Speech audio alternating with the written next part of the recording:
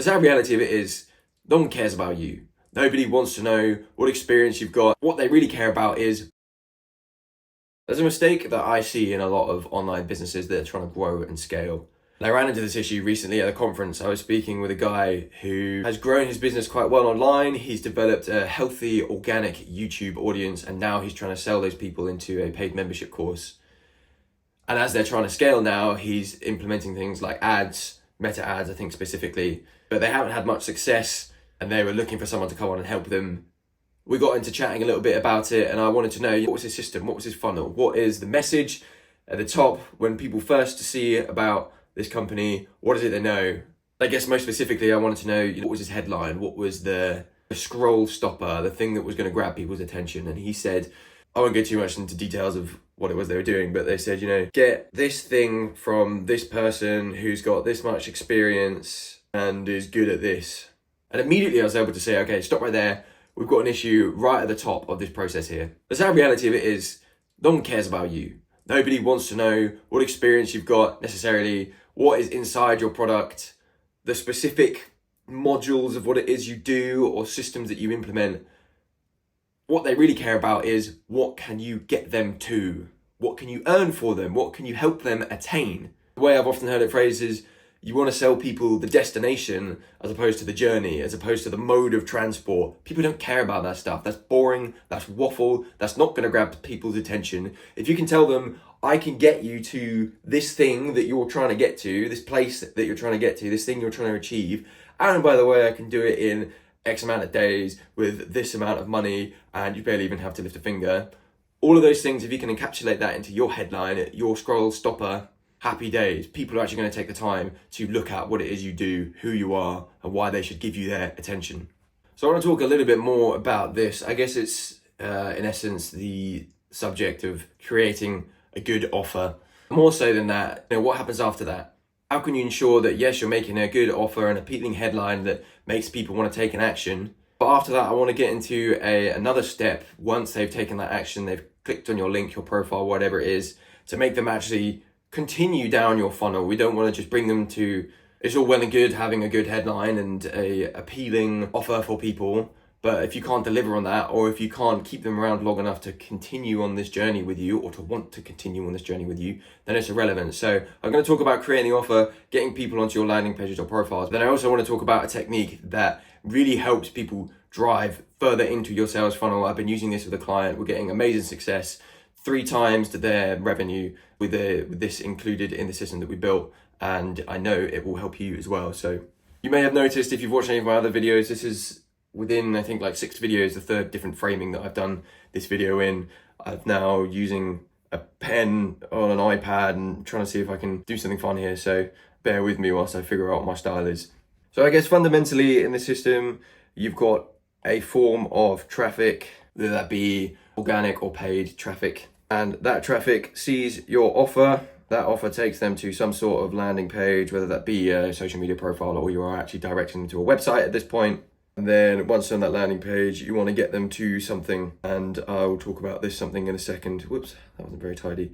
And again, what I've been using to help people actually take an action on this something, to help you quickly build a relationship and build trust with them, to want to then offer them later down the line your paid stuff. So I guess just quickly touching on the topic of traffic, as I said, you've either got your paid traffic or your organic traffic. I would say it is best to have both if you can. If you've got budget to implement into some well-structured and well put together ads, that's really going to excel your growth. So if you have capacity for it, please do. I would encourage you to pay for advertising, but also having an organic presence helps as well. Something that we discovered with a recent client is we were running Facebook ads and things were going quite well. So you probably neglected some of the data a little bit. But one thing that came to light was the click-through rate was really good. We were getting lots of people onto the website, but also Facebook will tell you your click-through rate just for links that you put on your website, but there's also a separate click-through rate for people that click through on anything. So that will be your links or it will be your profile, people who are visiting your profile. And at the time with this company, we weren't running much of an organic strategy. And I can't remember the exact specifics, but I think for every 400 It was something along the lines of, we were getting 400 link clicks, we were getting 1,000 total clicks. So there's 600 people there that haven't clicked onto our link, but they've gone to the social media profile, whether that be the Instagram or the Facebook page. And at the time, there was nothing there. It was just completely empty.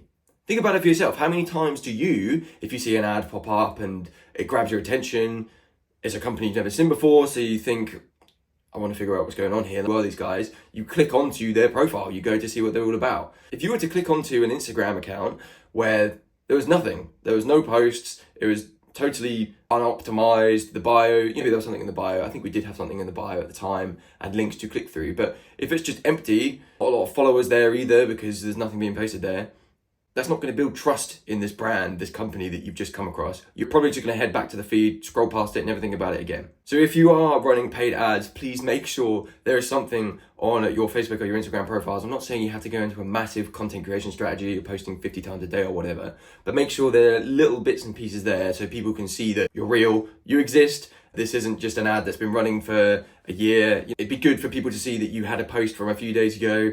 Posting stories as well obviously helps people see that you're active too. So if you are running paid ads, please make sure that you're also running them alongside a little bit of organic strategies, just so people know that you're real. You're not just a bot account trying to steal people's money.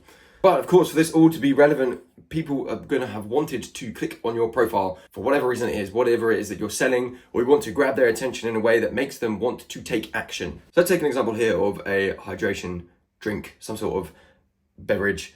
You want to be the next Logan Paul, KSI, and raise a multi-billion-dollar drink company without all the controversy, I suppose. So you have this fantastic product, it's got loads of amazing things in it, and you are running some paid traffic now to get people to see your drink and to drive interest and hopefully make some sales. Now let's talk about some of the fantastic things that you might have in your drink. So people talk about electrolytes all the time. So you've got electrolytes, you've got sodium in your drink because sodium helps hydrate you. You've got fantastic flavors, sugar-free, amazing. It's free from crap and additives or whatever. Fantastic. You've got a list of some of the benefits and the good things that are within your product. Now, if you were to come across an ad for a new drink, what are we going to call this company? Let's call it Hydrate. Oh, no, we're going to do the 8 on the side because it's infinity and we're going to take it to infinity. I just want to be clear, this is not a message on branding, so nobody take this too seriously. I promise I know what I'm doing. So you come across a Hydrate ad on your phone and it says, we've got this good thing, we've got this good thing, we've got this good thing, and I want you to buy my stuff now. This guy is really happy with his drink. That's not appealing. That's not interesting. Might be able to take a nice photo. If this guy is, I don't know, Daniel Craig, then you might stop and take a look. But I know loads of drinks that have electrolytes and sodium and really nice flavors. This isn't screaming out to me that this is something interesting that I want to invest my time and my money into. So you're going to swipe on and you'll probably just go and grab a Lucozade or a Gatorade the next time you're in the shop. So you don't care about Daniel Craig's Hydrate beverage. Although if it was Daniel Craig, you probably would be somewhat interested, but that was unhelpful. So instead, what we want to be doing is we want to be selling the experience or the place that we are taking our customers to. What is it they're going to get if they invest in you? What is it they're going to get if they spend time with you and your product, if they buy a Hydrate electrolyte beverage? One of the most interesting examples of this, actually this wasn't intentional to tie these two together, but one of the most interesting examples that I've seen was I was drawn to Red Bull's branding and their marketing and sales, whatever. If you go on Red Bull's Instagram page right now and have a look through, you probably won't see a can of Red Bull. I mean, if you like watch a video or swipe through a photo or whatever, you'll probably find one. But if you look at their profile, there's not a can of Red Bull anywhere.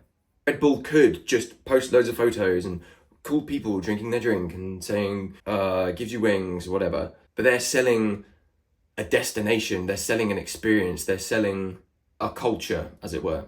And that is what you want to activate within your marketing to make people want to take the time to see what it is you're talking about. So obviously at this point, you want to get into the head of your audience a little bit and think about what are the things they're striving for, what are their desires, what is the end point that they're trying to get to, what is the destination.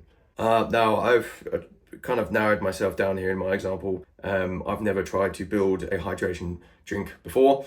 Let's say this is we're going to go quite generic. Let's just say we're going for people who are active and want to enhance their performance and keep their body in check, whatever. So what does someone investing in Hydrate want? Yes, maybe they do want to enhance their performance. We want maximum hydration for our body because we know our body is made up of, 80% water. So we want to make sure that hydration is good. Obviously these people are, looking after their body, whatever reason, whether they're trying to, bulk up or lose weight. Yeah, they want to be the best them. Be the best. Woohoo. I've dug myself in a bit of a rabbit hole here. So as a headline instead, we could have pushing your limits further to break your impossible. Does that kind of make sense? So we're not just trying to sell people the list of products and nice things in the drink. We're saying, look, this drink will help you absolutely max out what you're doing, reach your goals, get it to your destination, breaking through the barriers of what you thought was impossible to attain the best version of you. That's all well and good for products. Let's think about a service or something maybe you're providing for someone. And for a much more easier to think of example, I'll just talk about myself. That example took me far too long to think through, so I'm going to keep it simple and just talk about myself. We all love talking about ourselves. So I specialize in business growth, in helping people squeeze more money out of their businesses, squeeze better margins out of their businesses, all while doing it for less time and making their working life a much more enjoyable experience. Now, I could say marketing expert, 3 years experience. I could say state-of-the-art funnels and websites. I could say pricing for cool enterprises. Okay, that's all well and good. Cool, I've got some experience, I can build some nice things. Pricing is for everyone. But, we see that 1,000 times. That's not interesting. So rather, those are all things that are part of the service and the systems that I provide. But where am I trying to get people to? I want to give people more money and make it seem attainable and not miles away, and make it seem like it's not going to take heaps of effort or loads of work. You're going to get loads of money. It's not going to take you loads of time. It's a very simple system. There we go. So that kind of thing I could put on a still image or have as a headline, and that's going to be much more interesting to the person than marketing experts to help grow your business. So get into the head of your client. Where is it that they're trying to get to? How can you show them that you will take them to that place? And can you show them that it's easier to do than they thought? It's less effort and it's not going to take as much time as they thought. Can you make their dream seem like more of a reality? So just as a quick bonus, as I said, there is a way to continue to encourage people through your funnels, and that is with some lead magnet of sorts, some free resource that you can offer to your audience. But how you craft that magnet and the way that you bring people through to the next stage of your funnel is a whole different topic in and of itself, but I want to give you a quick run through of how we do that. So I had this client, we put some ads out, people promising them to something good, which took them through to a website with a free video resource on how they could implement a certain system to get to their yay quicker, is what that says. And we did, we gave them a map, as it were, a glimpse into getting to that dream place, that dream outcome with less effort and less time, further expanding on this offer that we had.